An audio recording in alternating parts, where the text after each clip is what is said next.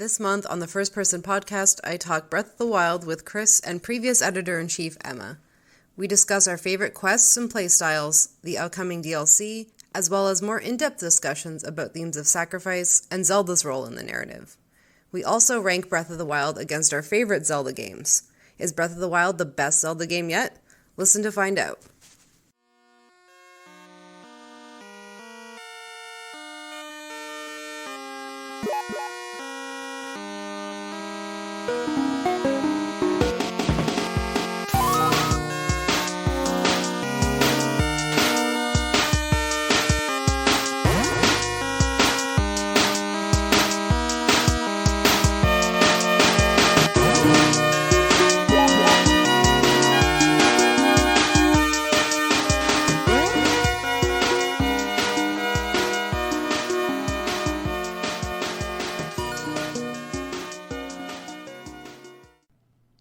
My name is Alexandra Orlando, and you can find me at AlexGOrlando. My name's Emma Vossen, and you can find me on Twitter at Emma H. Vossen. My name is Chris Lawrence. You can find me on Twitter at @QuipsLawrence. And we are here, a month delayed, but surely worth it, because we are talking about Zelda once again. And we have a special guest with us who we didn't announce in a special way because she's like too in deep with us now. Emma's back because, you know, Zelda, resident Zelda expert. And we're going to be talking about Breath of the Wild. And, you know, as academics, it takes us a long time to get through these kind of games. I don't think any of us would say that we are completely finished with Breath of the Wild. And so this is where we're at as far as we're going to get with this game. I feel like this is some pretty good continuity because on like the last Zelda podcast we did, which I think was like my second last podcast, I remember saying, you have to have me on when Breath of the Wild comes out. And we'll insert that voice clip right now. Pardon? We'll insert the voice clip from that episode. We'll make the editing very difficult. I don't even know if we knew it was called Breath of the Wild at the time. Yeah, I don't know. I distinctly remember complaining about it and saying it was going to be terrible, but I don't know if we had a name at that point. I think we had such low expectations. I was the one that I think was the hopeful one, because I remember we watched like the E3 stuff last year. I think that's when they announced it, last year at E3. And so it would have had the name by then. But the like really legit trailer, that didn't come out until like December, right? I have no idea. Yeah. But I think, yeah, it was like a big, like we were pretty overall like cautious, I think, because Skyward Sword didn't blow anyone away. As, you know, the wind puns, we're going to do that today. We were also like at the height of Wii U, if you can call it a height, and I just bought Star Fox Zero, which was like a sound investment. So... Yeah, I think that's the thing is it was partly Skyward Sword, but it was partly just in general like just the disappointment of like I remember saying that I was gonna wait to buy a Wii U until a Zelda game came out, and then I got so impatient that I just bought one, and then it just never happened. And I think that's the thing is that like when the Wii U came out, everyone expected there to be a Zelda game, and then it's like, ooh, by the time we were talking about it, it's like we were just like, fuck, like we've just been waiting so long. Well, and I'm pretty sure that was their initial plan, right? Was to have Zelda come out for the Wii U, and that was going to be the thing that would sell. Zelda Wii U for so long, like people just called it Zelda Wii U, and it's just hilarious because I mean, I guess you can play Breath of the Wild on the Wii U, but like, it's going to be known as, like, the Switch game. Yeah, well, like, Twilight Princess is the Wii Zelda. Yeah, exactly. But, I mean, at least GameCube had Wind Waker. Yes, that's true.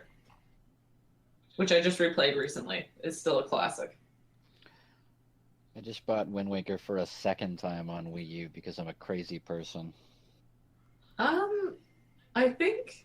Yeah, I did, too. That was how I replayed it. Like, Yeah, so that would have been my second time playing.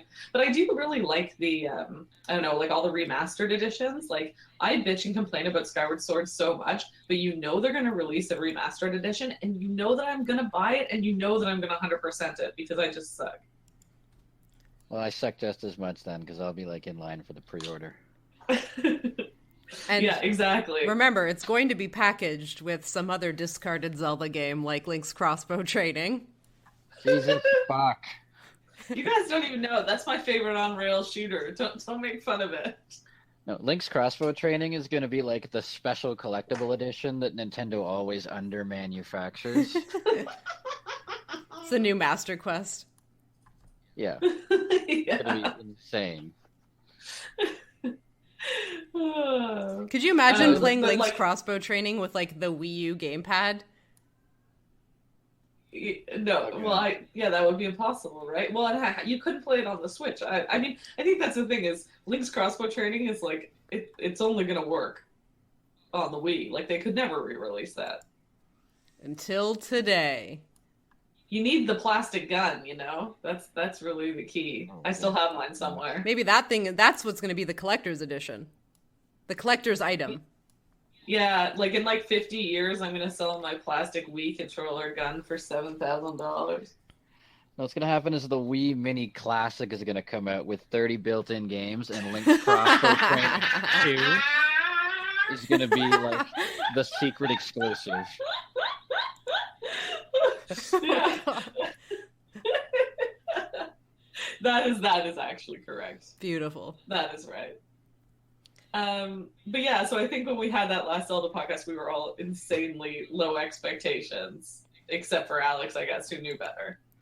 Yeah, I was very wrong. It's so hard to say, though. I mean, it could have been one way or the other. But I think, I guess to jump into it, into my list of questions here, is where do you guys rank this one in overall favorite Zeldas?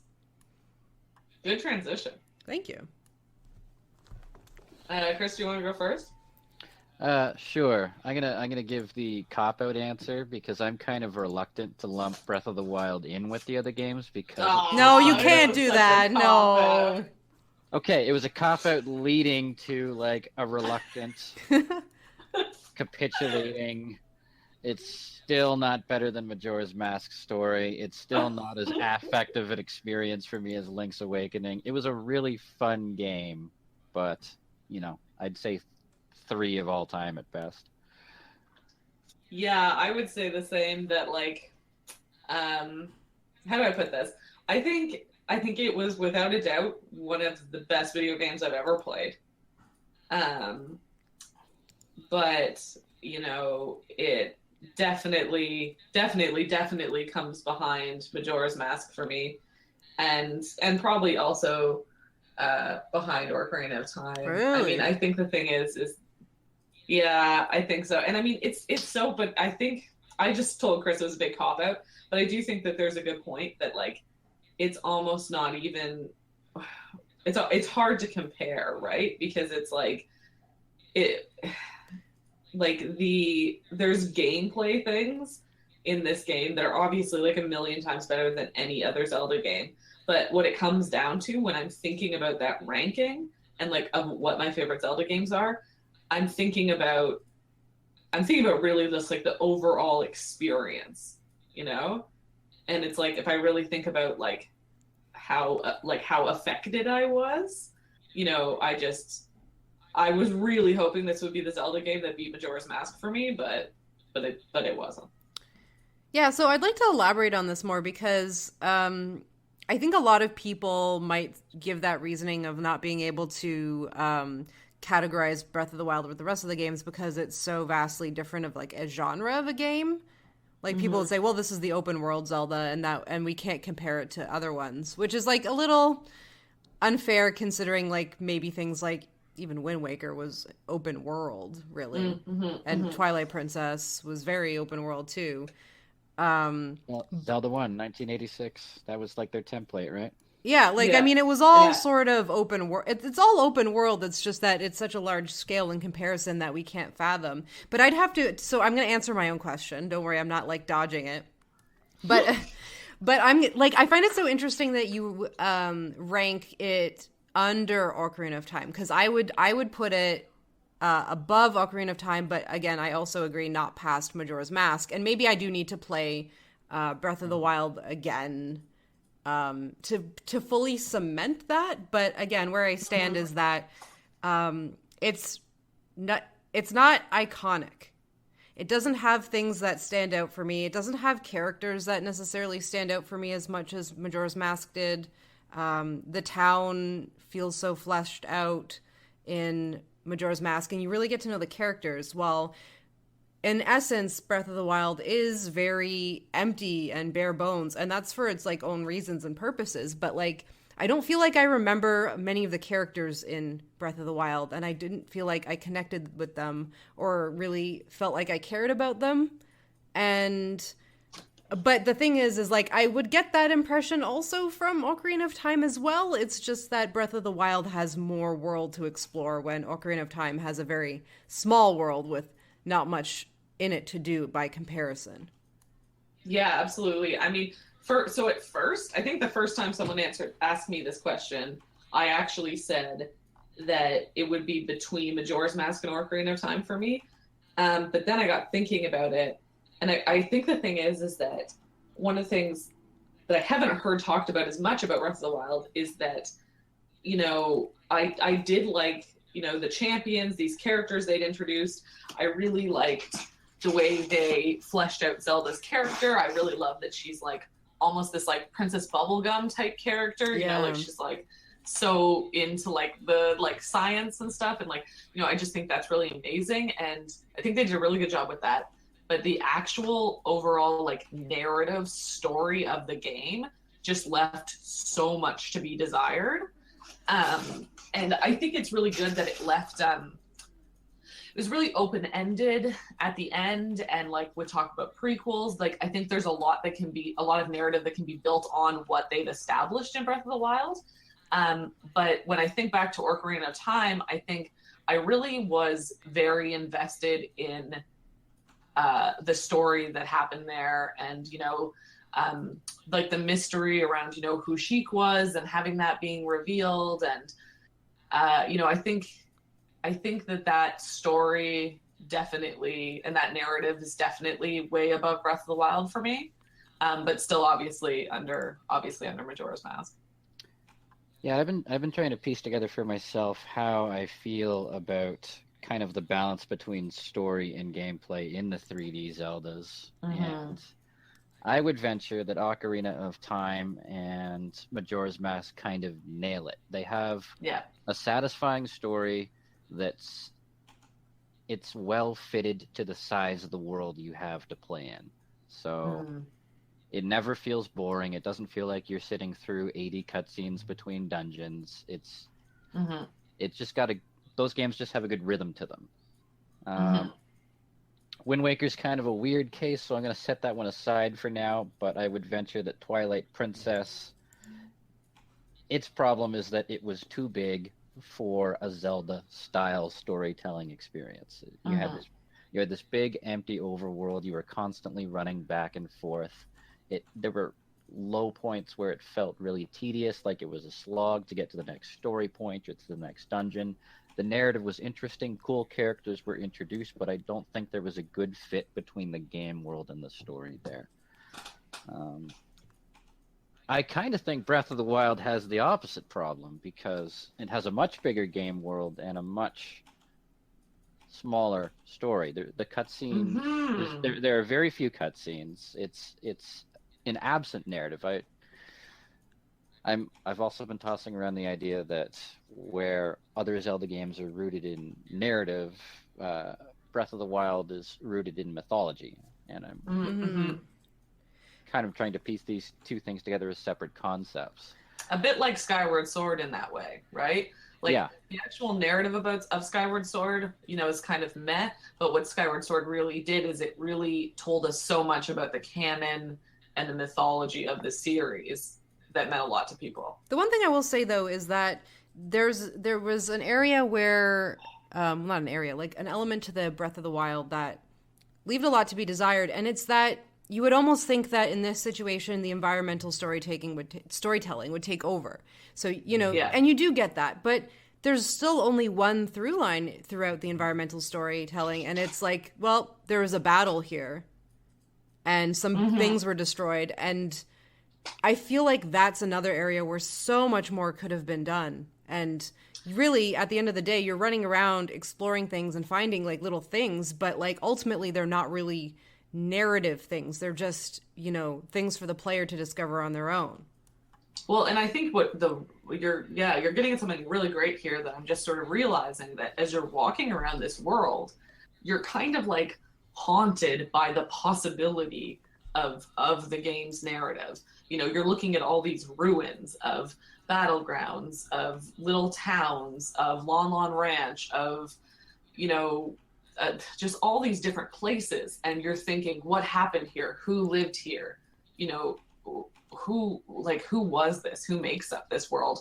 And you're thinking that, and you want to know so bad, and the desire is there.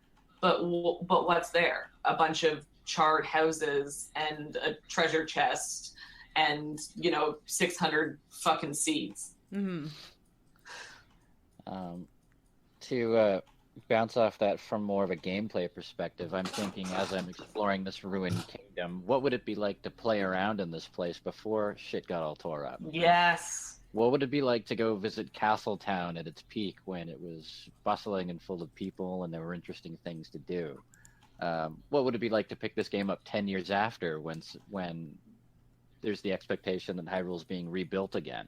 Yes, exactly. That I was thinking all those things constantly while playing. And there could have been an element where you had more potential, like the memory moments where you could have like a cutscene or something where you see maybe a burned down house and you find out like maybe who that person was, and maybe they live in like one of the towns, the Hitano town now, and they're displaced people or whatever. But you get the sense that like just there's like villages that are fine and have no problems, and they're all just acting like nothing's going on or ever happened.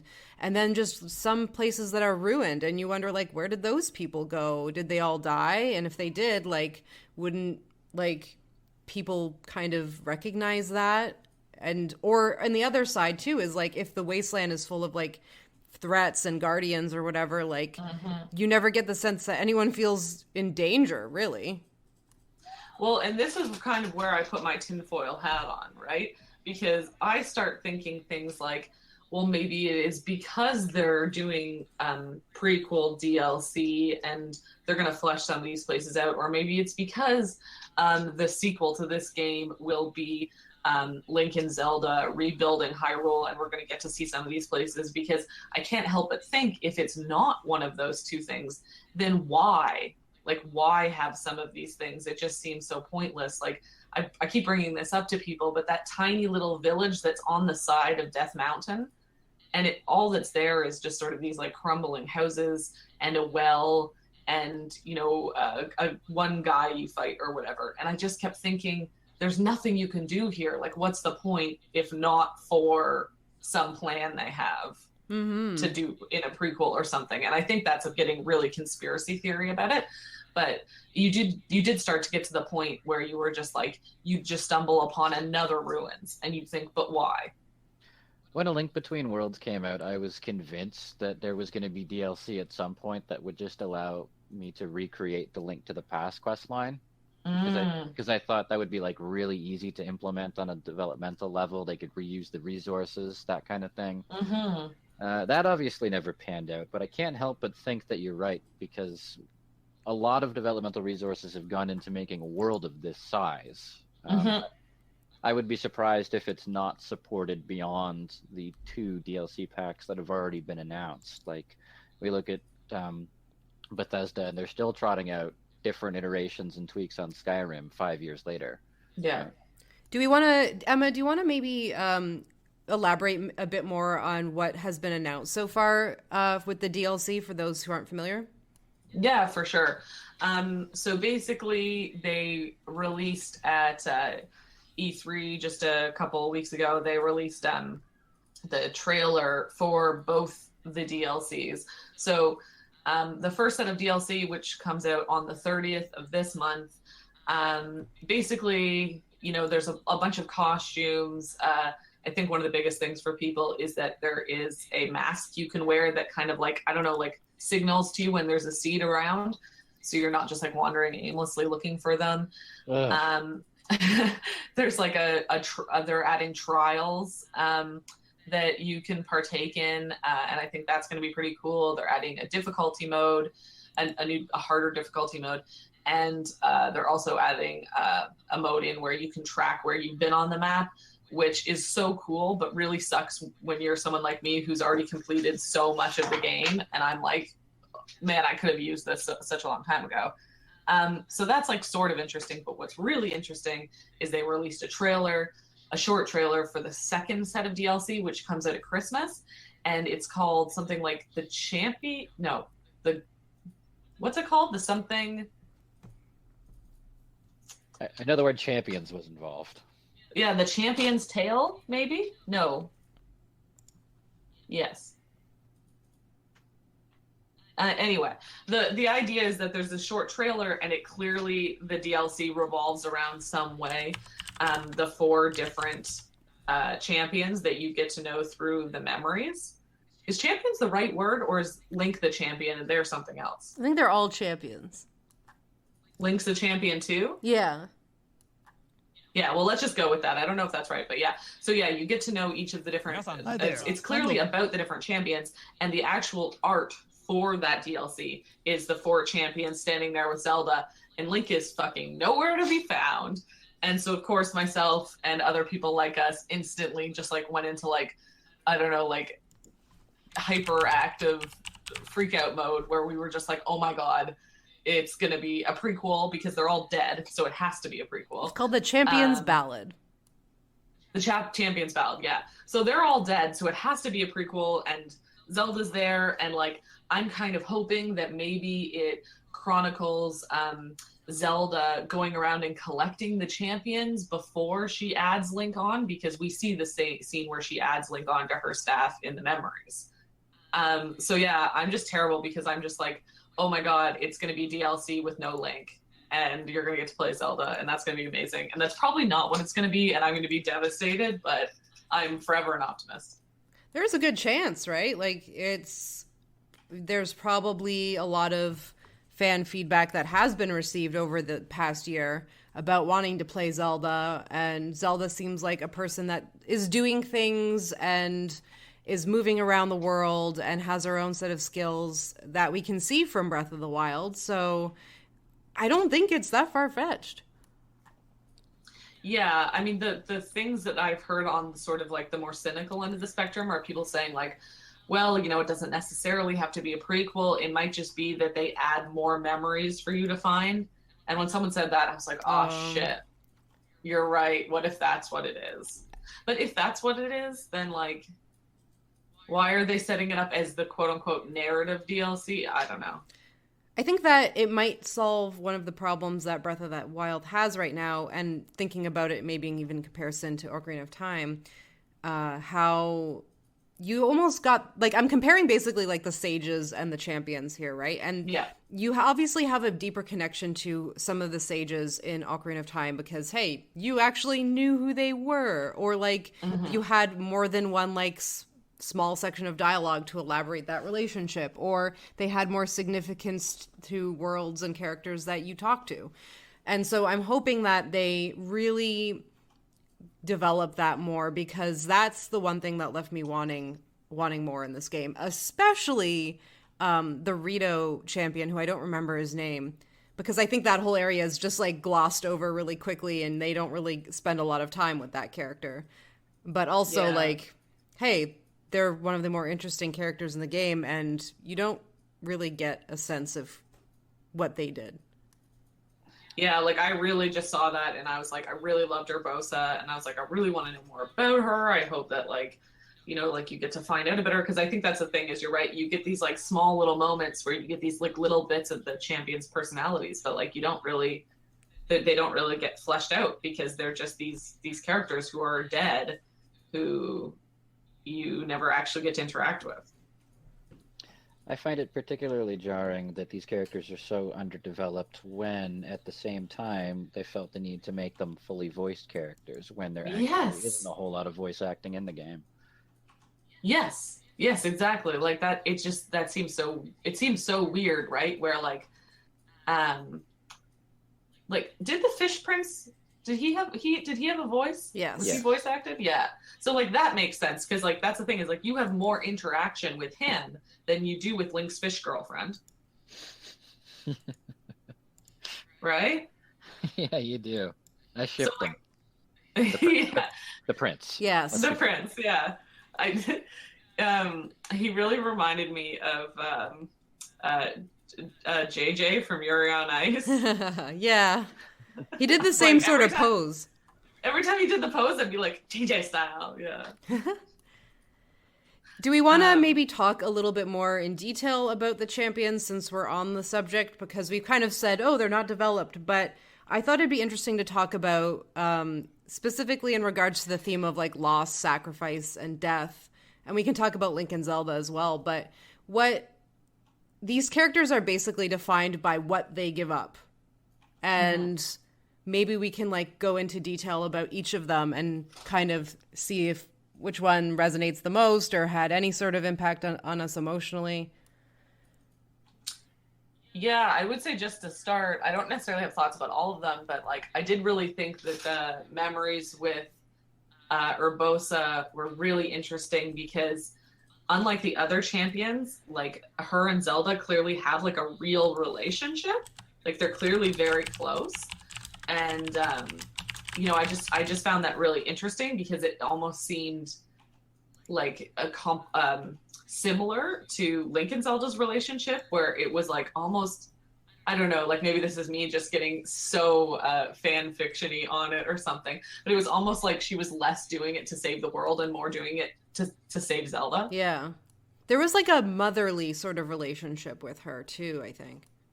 Yeah, I mean, I definitely just shipped them. I was just like, Oh. oh, Urbosa and Zelda. Yeah.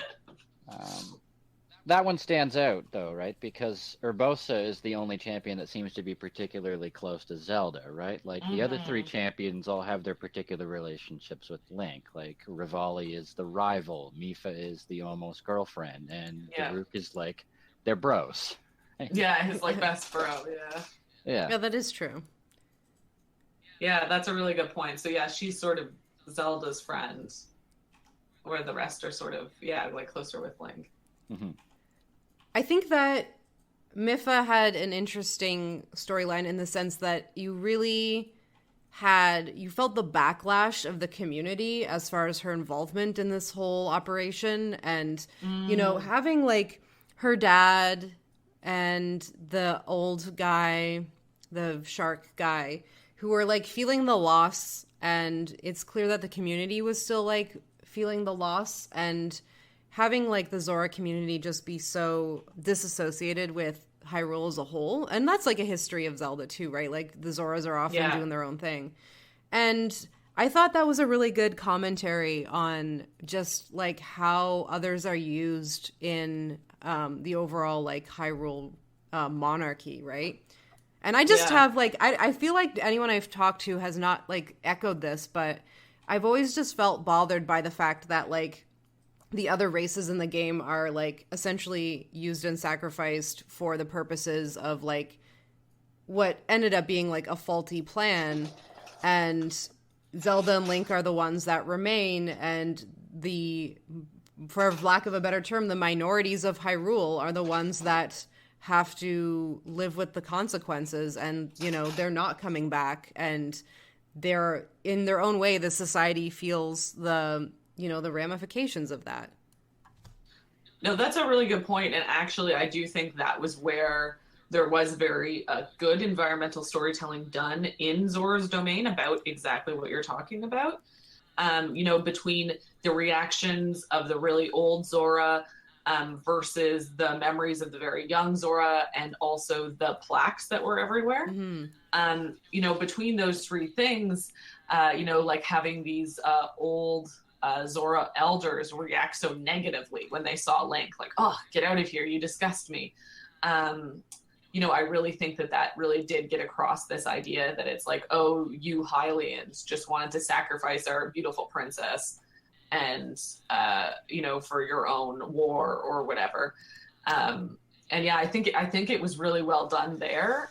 Whereas you didn't have that same impression in any of the other cities. Yeah. And I like where they were going with that in Zora's Domain as well. I kind of think that in conjunction with Sacrifice, this is also more than any other Zelda game, a game about reconciling failure. Mm-hmm. Because all of the main characters fail in some way. Link obviously fucks up. He gets his ass kicked. Zelda goes through self-doubt. She takes forever to awaken her goddess powers. The champions all get killed, like in the first hour of Ganon's return.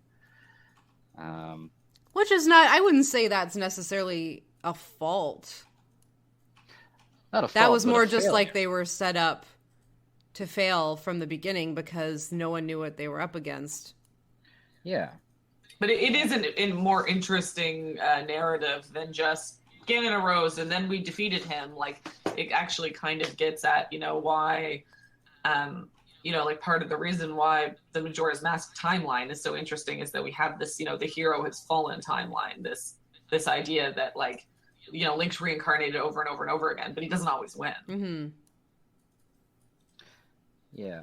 I think it would have been a bolder story if there wasn't kind of a redemption arc to it. If it wasn't, if I find it's a little easy for Link to regain like the esteem of the Zora by the end of it. Yeah. I would have liked the game to investigate like heroic failure a little more rigorously, I suppose. Yeah, like they were getting at something that could have been quite complex there. But then it just sort of, all worked out in the end. Yeah. Yeah, and most people, I think in general, the characters in the game seemed like really fine with just what was happening. And I don't know, I just, like, there was not a lot of time spent with, I think, like, Daruk and Rivali and just, like, what their role was and, like, what they represented in the community. I mean, like, the Rivali one was just especially disappointing for me because you, like, show up and people are like, there's the thing in the sky, it's scary, kinda. And you're like, cool, let's go shoot some balloons and now I'll fly you up there and do your thing. At least you got to develop a little bit of a relationship with, like, Fish Guy and even, I guess, Daruk's son or whatever, nephew? Sonic. He sounded like Sonic. I couldn't take him seriously. Yeah, there were some voices in this game that bothered me a little bit more than others. Yeah, I really couldn't handle the Sonic voice on the Goron teenager. But yeah, no, I do think you're right that it was just like that character. It's like literally his entire character was he's Link's rival. That was it.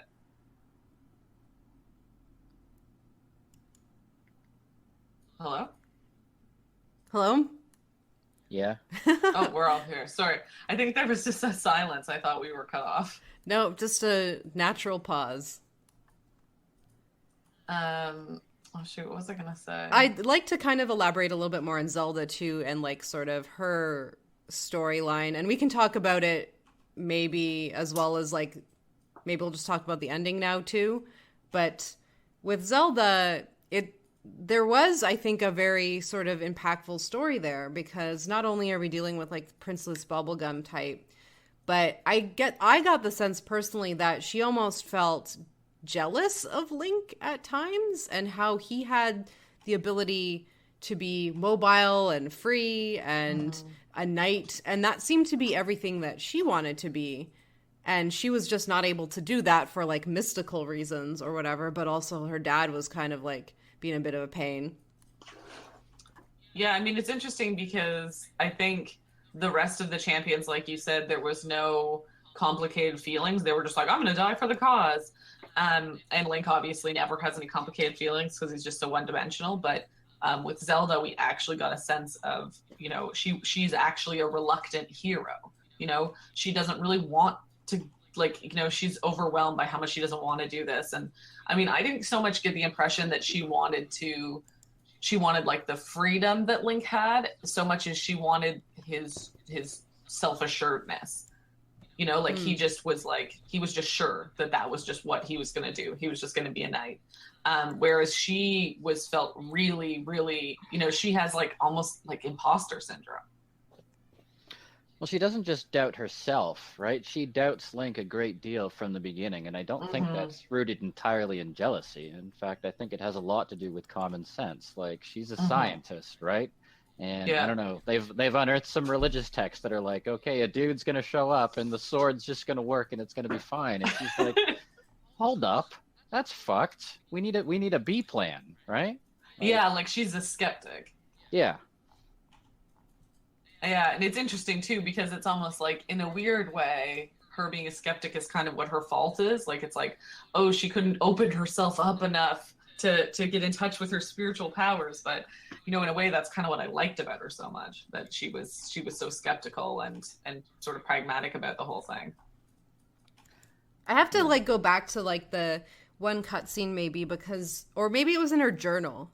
If you guys found her journal in Hyrule Castle, but there's like this part where she talks about how like Link has the mobility to move up through the ranks and to become a knight. Do you know what I'm talking about? I don't remember the journal passage. I remember the journal. I don't remember that part. Yeah. Maybe it's just me imagining something. I mean, but I can see it getting at the idea too that like she is kind of like born into this role and she's stuck in this role. Like there's no moving into another, you know, like she has like a job and it's the most important job in the world and like there's nothing she can do about it. Like she can't escape it at all. Yeah, maybe it was something to do with that. Anyways. Yeah. And then Link is sort of, I don't think much happens to Link. So I realize I put Link here as like, what does Link sacrifice? But he just kind of chills. So. Yeah, I mean, his character is one-dimensional as ever, right? It's, you know, just a total blank slate. I mean, he dies, sort of. Yeah. And it's like, I guess it's weird because we get to see him die, but I just didn't care. Like, you know, like I'm just like, I think about it. I'm like, why didn't I give a fuck when that was happening? Yeah, it was all good. And I'm like a very emotional person. Like, I'm not even kidding you. Like, I got the Switch on, you know, that day and I put in Breath of the Wild and I like woke up in the Shrine of Resurrection and I was so excited and like I walked out and like the title screen came up and I just started crying. Oh my God. Because I'm pathetic. But then like, you know, there's like emotional scene where like Link dies and Zelda's crying and I was just like, meh. Yeah, I didn't really... Like it didn't affect me. I actually got more emotional when, this is going to sound really silly, is when like Mipha's ghost appeared and the dad like knew that she was okay. Right, yeah. That was like pretty emotional. I had a stupid affective moment. I figured out about halfway through the tutorial that like the old man was a Poe and probably the king, and I was just like, "Aw, cute king." I think I was texting you when I had that theory too, Emma. Yeah, you did, and I didn't say anything because I didn't want it. I was like, no one in the Zelda universe can have a beard like that and not be the king of Hyrule. Yeah, you are defo. The second I saw him, I was like, "Oh, hi, old man." If that's really your name. Yes, old man. I'm sure that's who you are.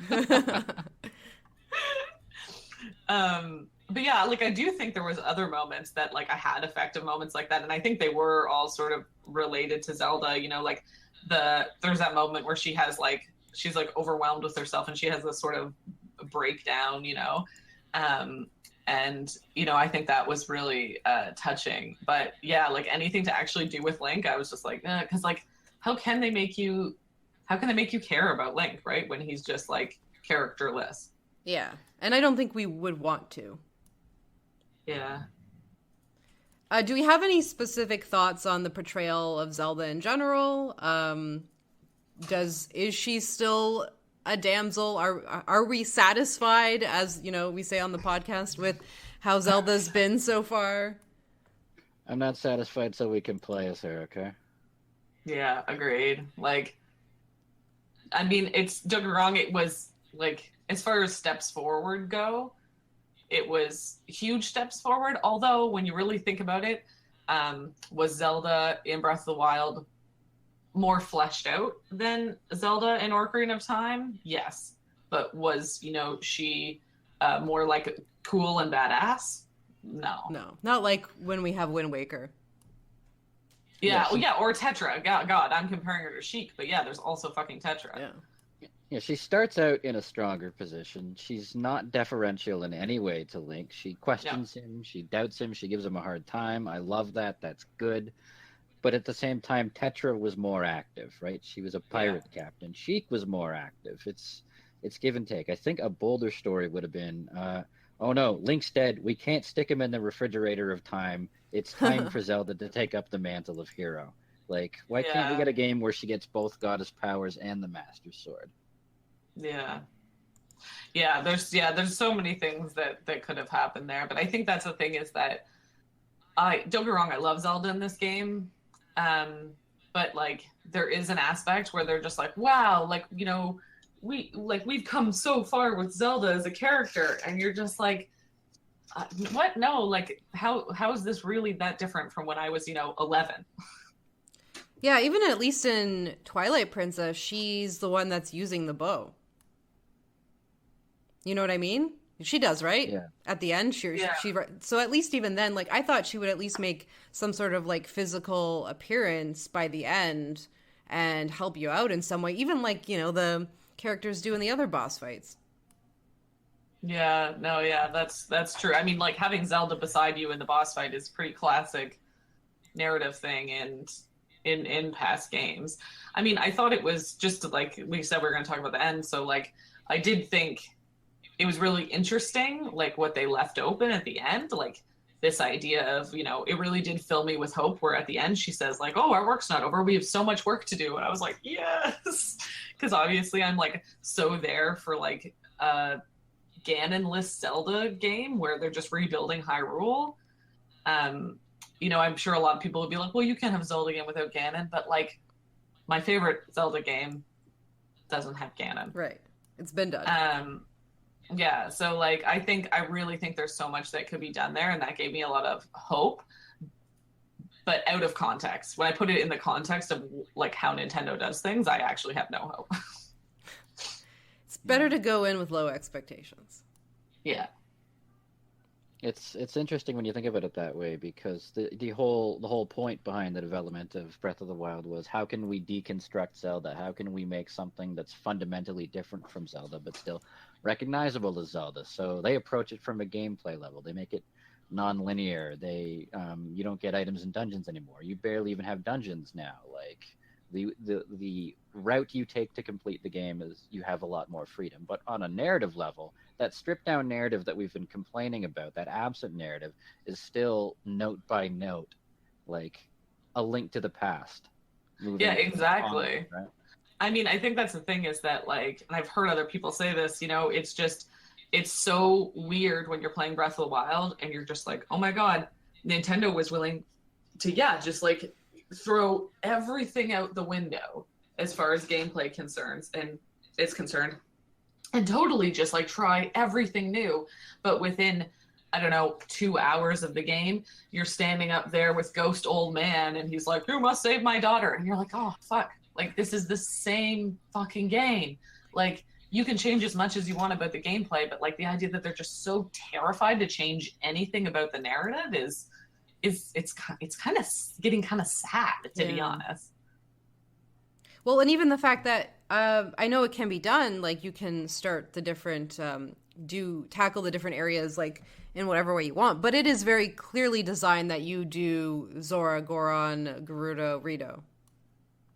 Like I was hoping to at least try to do that out of order, and it really gestures you one way, or at least that's what I thought.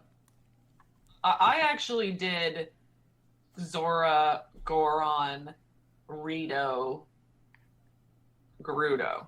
And I thought that seemed to me to be the order that they were pushing me in. That was my order, and I actually ended up putting off all 4 of those quests for so long. It was like 100 hours before I even went to Zora's Domain that it almost became immaterial what order I did them all, because I already had all the memories. I had already like explored everything else. Right, yeah. So that makes it Well, and really I think- interesting then, because how I ended it was Rito, where I felt like it was being wrapped up because it was so short. I was like, oh, this is it. My thought was that like Rudo was definitely the end because, well, I mean partially because of all the Ganon fights, it's by far the hardest Oh, yeah. and the longest. So I think that kind of made me feel like it was the 4th temple. I don't know. I mean, I guess yeah. I guess I just sort of assumed. I didn't think that hard about it. I kind of thought Death Mountain had like the most climax because it's the first thing you see at the beginning of the game. You think to yourself, "This is a big open world. I'm gonna have to climb up that thing eventually." Yeah. And it's Yeah. like such a slog getting up there. There's like the stealth mini game. I thought Death Mountain was like the longest, hardest quest. I mean, I think I also like it's interesting because to get to Goron City, you know, like they don't tell you like, oh, you've got to make these potions or anything like that. And I definitely took like I figured it out myself, but then I took like the fucking longest possible way to get there. Like when I left the city, I was like, I went through the front and I was like, ah, fuck. But I think it was just at the beginning, I didn't have anything on the map uncovered, right? So I was just like, oh, Goron City, it will be in Death Mountain, which now feels stupid, but I just went right to Death Mountain. Oh, man. Yeah. Yeah. But it was also fun. Like, I'm just like, that was like one of the best parts of the game was like, you know, having to like do this trip around Death Mountain where I was just like taking all these, taking and making all these elixirs, just like trying desperately to find the Goron City. And then like, by the time I got to the city, I was like literally burning up. And I bought the armor. I bought the armor as I was like dying. And it was amazing. No, I agree. There was a real pleasure in, you know, the week the game came out, ignoring the story, staying off the internet, just, you know, having a few hours of wonder in this playground world. Yeah, and I would say that's like the biggest thing that I feel like it did that no other game I've played since I was a kid has done, that, you know, people were actually saying to themselves, like saying to each other, oh, hey, did you know that you can do this and this? Like, it was like, you know, people would be like talking to each other like it was like Super Mario 3 again. Yeah. Yeah. Well, even Chris and I had a few conversations of, again, it was Death Mountain related, but I was like, hey, did you know that there's like that camp there? And you're like, what camp? And it's like the camp with the free Goron armor. And, God damn it. And also had the guy that you need for Tarry Town. Yeah. And I was like, you missed it. It's not really on the map, but you know, you go up the path. Yeah, I only got the path. Well, not me apparently. No, I filled my stamina bar first. I had a very vertical gameplay experience. You filled your stamina bar first? Yeah, I ignored heart containers until I maxed my stamina bar, which was really annoying when I found out I needed so many to get the Master Sword. Yeah. Yeah, I was about to say, like, that's kind of messed up because of the Master Sword. When I found the Master Sword, I had been playing for a while, and I still had to farm like 40 more shrines. Well, the condescending tree is just sitting there. He's like, I don't know, it might kill you. Give it a shot, guys. Yeah, I do think the game definitely assumes you're doing hearts first, stamina later. Yeah. And I think the Master Sword quest kind of proves that. Should we talk about favorite quests now, since we're kind of... Yeah, so any favorite quests? Any standout quests? I'm gonna. This is probably a woefully obvious answer, but I'm going to go with Eventide Island because it was just such a perfect encapsulated, like 2 hours of fun, wonder all over again, stress, dread, and ultimately triumph. It was like a mini Dark Souls game. It's so fucking good. Yeah. Do you want to elaborate a bit more on that? Okay, yeah. Eventide Island is in the southeast corner. It's isolated. It's a challenge just to get there, and as soon as you do, you are stripped of your items no matter how far you are in the quest, and you have to start from scratch and it's hard and it's scary and the place is crawling with enemies, and eventually you have to figure out how to take on one of like the giant like environmental bosses without any of your equipment. So it's like Castaway. Yeah, it's like Don't Starve Zelda edition. I think the really interesting thing about it is that I I knew about the DLC with the trials where essentially like they strip away all your stuff and then you start from the beginning and you do everything, and I was like, I don't really care about that. And then I did Eventide and I was like, holy shit, I want to do that again. And it's like, oh, this DLC is coming out where you do that again. So yeah, I think it was just like it basically, like if someone had explained it to me, I don't think I would have been that excited about it. But when it just happened to me, it was just literally one of the coolest things that has ever happened to me in any game ever. I think stripping away the gear that makes the game easier forces you to be. It's not because it's hard; it's because it forces you to be creative, right? Yeah, I've noticed that on YouTube, a lot of people I'm subscribed to who typically do like Dark Souls or For Honor videos have taken to doing like stunt videos in Zelda, where it's like I'm gonna fight a Lionel naked, and all I'm gonna use is the magnet, and I'm gonna swing around a drawer at him. Right? That's amazing. Now I'm just thinking of like Zelda stunting. Just that concept in general. Start that series. Take that name before someone else does. The awkward laughing. It was a bad joke. It's okay. You don't need to humor me. Alex, what was your favorite quest, Alex? Do you want to? You can suggest maybe another one too, Emma, if you can think of something. Well, I mean, I think my favorite is, if anyone knows me at all, it's incredibly obvious because my favorite was Tarry Town. And it's so funny because I, like after I had played Breath of the Wild, I gave my Wii U to my brother, and I went out and I bought a Wii U copy to give to him. And I like kind of like waited until he'd played through, and then I was just talking to him about it recently, and I was like, what's your favorite quest? And he was like, Tarry Town, obviously, because it's the one that's the most like Majora's Mask. And I was like, yes, because that's just exactly what I'd been telling people for so long, that that Tarry Town quest, I remember just like the whole time I was doing it thinking that if the whole game was quests like this, it would have beat out Majora's Mask for me. Mm-hmm. No question. Because that was the only quest that I felt like really captured to me what made Majora's Mask so amazing, which was that everything felt relevant. You had no idea something was relevant until all of a sudden it was, and it was really like an actual kind of like a riddle, and it literally took you across the whole world. And that's kind of one of the things that's amazing about Majora's Mask is that, you have this book of quests and you have to go everywhere to complete them all. And, a lot of the quests in Breath of the Wild really felt like, it felt like playing an MMO. Like, oh, I've got a quest to bring this guy a horse. You go find a fucking horse. You bring it to the guy, and it's just a fetch quest, and it's really nothing special. But Tarry Town was just so special. Yeah, that was my answer too. And I have obviously major complaints about Tarry Town. The fact that you have to collect so much wood. And up to that point, I hadn't been collecting much wood at all. So I was like spending so long in the forest bombing trees, and like that wasn't very fun. And I didn't like having to spend 3,000 rupees on the house that I never furnished, because I was not interested in doing that at all. Oh, I love that part. And it appealed to me too, because it reminded me of, and this is going to be like a weird example, but Breath of Fire 2, which is an old JRPG, you have a similar sort of side quest where you can make your own town. This is like a 2D JRPG. You can make your own town. You can build whatever shops you want. So if you want an inn, you can have that. And if you want like an armor store, you can have that. And then you have to find people in the world that will run that store for you. And it's a little bit more flexible. There's not like one set person that you can pick, so you can really customize it. So I was hoping there would have been a little bit more flexibility in terms of like what you could build, and who you could maybe recruit for your town. But like, it's still pretty good, like for a Zelda game. I don't know why you would ever buy gems.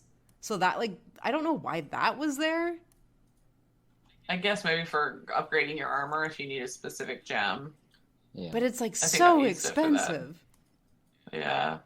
I don't know. I think it's interesting because I think it's interesting as well because the quest that everyone always remembers from Majora's Mask, even if they don't remember much else about it, is Anju's Anguish. Yeah.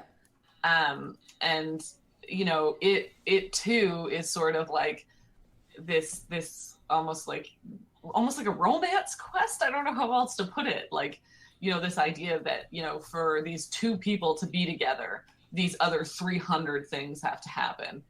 And there's something about that like I don't even know why like I care about it so much, but I just care about it so much. Like it's just, you know, while I was doing, you know, Andrew's Anguish or while I was doing Tarrytown, I was just like, this is what video games are about for me. Mm-hmm. Like this running all over, using your brain, helping people in the game. Like this is really what it's about. Yeah, and you're actually like, you have to pay attention to like who the characters in the game are, which otherwise you don't really. Yeah, exactly. I think you're right that's the only quest where like someone's personality or the things they say to you actually matter. I almost wish that, like, I know it had a little bit of like a personal flair to it with the whole like has to have the last name Sun, but it kind of made the guesswork a little bit easier. If they, you know, maybe took it away, then you'd really have to do a lot of searching, but then maybe that's too hard. It's funny though because like I kept forgetting about that part, and so like I like the Rito, for example, who goes to Tarrytown. I probably talked to him like 4 times before I realized that he had Sun in his name. Which is probably just me, but I think yeah, that would have made it better if that wasn't there. I just was lucky that I didn't notice. I don't have any other like quests that I think really stood out to me. I did really like the Rito accordion playing Rito shrine quest because I thought that was kind of interesting to try and pay attention to the environment that you were in, and you know the shrine was just there after, and it wasn't like you were just looking for a shrine and then doing the quest. The one with the wind puzzle, like that one was pretty cool. Yeah, I really liked all the Cass quests and look at you shrines. remembering their names. Like the one where you had to strip down in a blood moon. I was like, fuck yes, this is the best. Fuck that quest forever. It took me like 2 months of in-game time to spawn a blood moon. Right, And, yeah. like I got sick of it, and then I walked away, and then I was doing something else, and then like that night a blood moon came out. I'm like, oh fuck, I gotta book it back to the nearest shrine. I did it, but it was very stressful. I think I probably like 3 or 4 times like was like I started to see this stuff in the air that would tell you that a blood moon was coming, and I would like warp to a shrine nearby, and then I would like fly to where Cass was, and I would be too late. And then on the 4th time, I finally got it, and I was like, "Oh, thank God!" Actually, when I was trying to do that quest was when I found like the completely unflagged, unmarked like mountain spirit that hides up. In the nearby mountain now and then. And Yeah. Shit. Yeah, that one was weird because like it seemed like such a big thing when you stumbled upon it, but then you realize there's no quest attached to it. You can't keep it. Like, it doesn't really do anything. But it was a moment. I think it was my moment in that game, just stumbling upon that glade. He's surrounded by the little bloopy things. And just thinking, like, there's no quest attached to this, but it's still here. They still put it in here. They made this happen. They created this moment for no other reason than they wanted players to experience it. Yeah. Yeah, like it's just fucking magic. Yeah. It's a good way of describing it.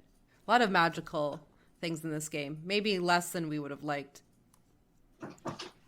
Yeah, but like there definitely were there. Like, I mean, the first time I like walked up to a fairy fountain, you know, that was fucking magical. Or when I found the horse resurrection shrine. Oh man, that's horrifying. Yeah. That was so sick. Like, that shit just blew me away. After I found that place, every time I accidentally got a horse killed, I'm like, fuck, I'm just gonna reload my save because I'm scared of the horse god. I've actually never had any of my horses get killed. I encountered some guardians in a bad way a couple times when I was trotting around Hyrule Field. R.I.P. all of Chris's horses. Yeah, seriously. Do we have any this- concluding thoughts on Breath of the Wild?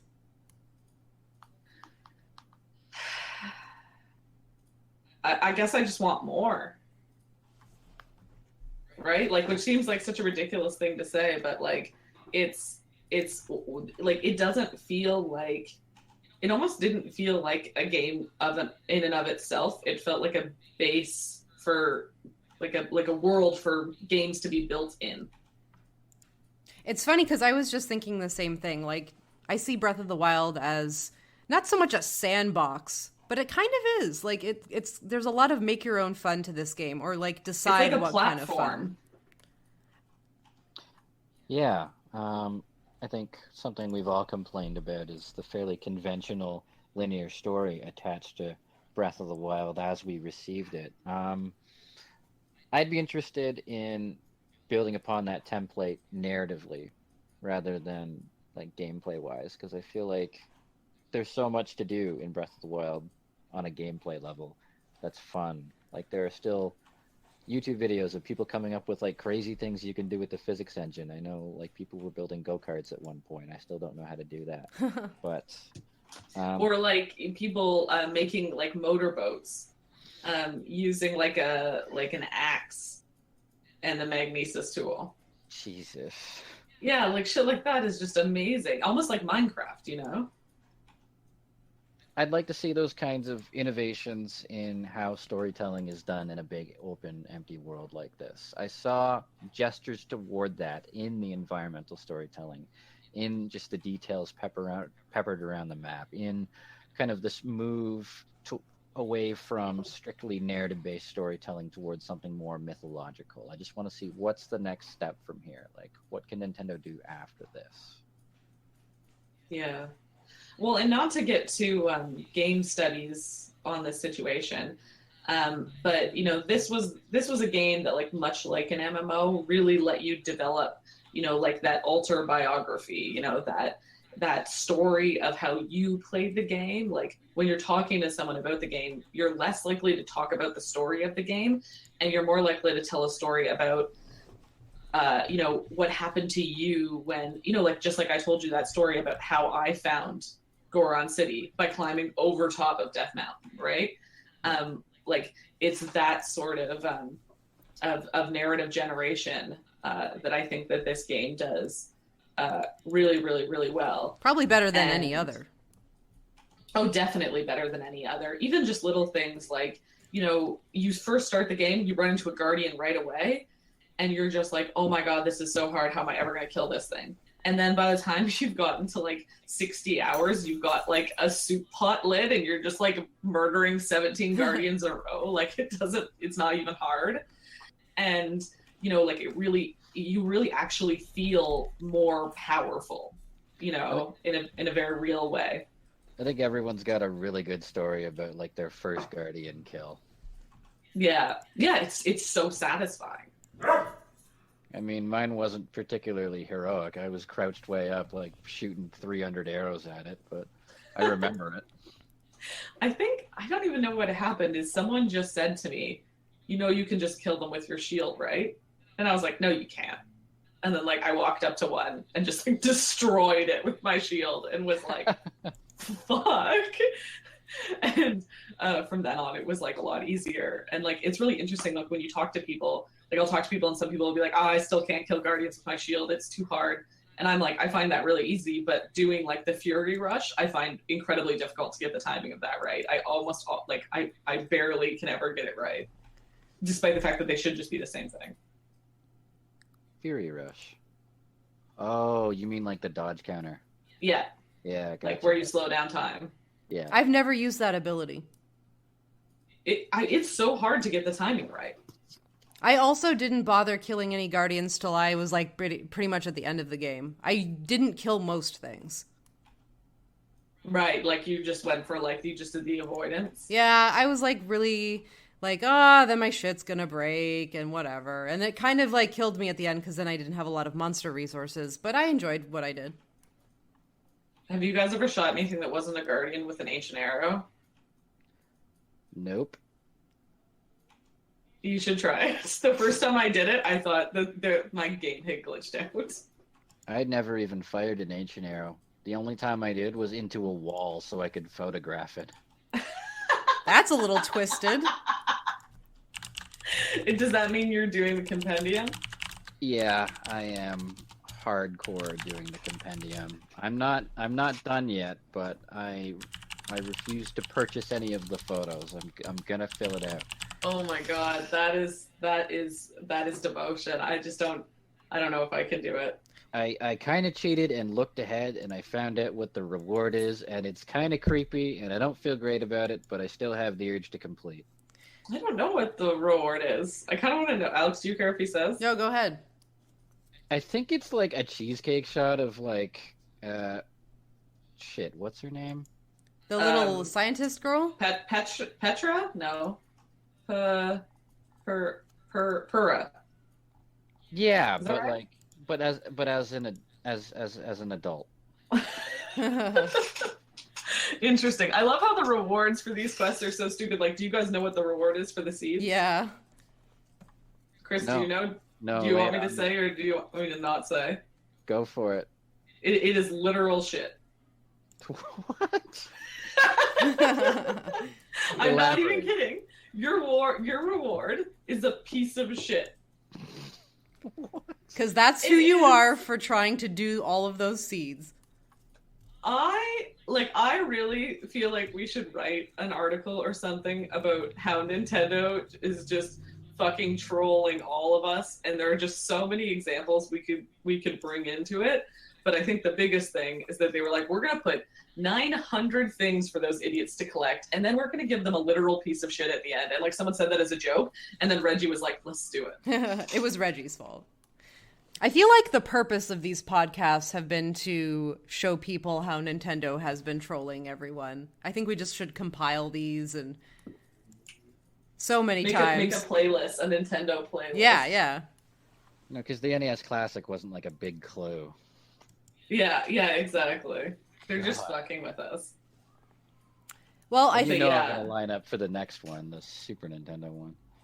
Well, I think we're just at overtime. But it's Zelda and it's the three of us, so whatever. How do I sign off these things again? Oh, I don't. Right? I don't. We I have usually the just roll the clip. Just record it after. No, we Yeah, have the exactly. thing. Okay, roll the clip. Bye. Bye. Bye. Thank you for listening to the First Person Podcast. I would like to thank Neil Randall and the staff at the Games Institute for their support, as well as Alex Fleck, our podcast producer. We'd also like to thank Stephen Trothan, who wrote and composed our theme music.